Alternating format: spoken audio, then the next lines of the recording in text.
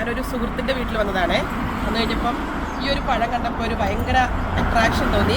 ഇതെന്താണെന്നറിയോ, നമ്മുടെ ബൈബിളിലൊക്കെ പറഞ്ഞിരിക്കുന്ന അത്തിപ്പഴമാണത്. അത്തിപ്പഴം കണ്ടോ, അത്തിപ്പഴം ഫിഗ് എന്നാണ് ഇതിന് പറയുന്നത്.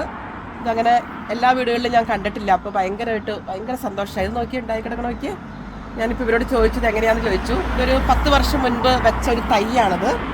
ആ തൈ വളർന്ന് പൂവിട്ട് എല്ലാ വർഷവും ഇതുപോലെ കായകളുണ്ടാവും.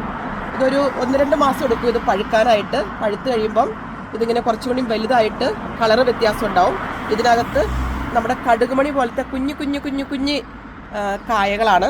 ഇതെല്ലാം കഴിക്കാം. ഇതിൻ്റെ തൊണ്ടും അതിൻ്റെ ഉള്ളിലുള്ള കായകളും എല്ലാം കഴിക്കാമെന്നാണ് പറഞ്ഞത്. നമ്മൾ കടകളിൽ നിന്നൊക്കെ വാങ്ങിച്ച് പണ്ട് കഴിച്ചിട്ടുണ്ട്, പക്ഷെ ഇതുപോലെ ഞാൻ കണ്ടിട്ടില്ല. നോക്കി ഉണ്ടായി കിടക്കുന്ന നോക്കി, നിറയെ അത്തിപ്പഴം. അങ്ങനെ അത്തിമരത്തിൽ അത്തിപ്പഴം നമ്മുടെ ബൈബിളിലൊക്കെ പറഞ്ഞിരിക്കുന്ന പോലെ. അങ്ങനെ അതും കാണാനായിട്ടൊരു ഭാഗ്യമുണ്ടായി. നിങ്ങൾക്കും ഇഷ്ടമാകുമെന്ന് കരുതുന്നു.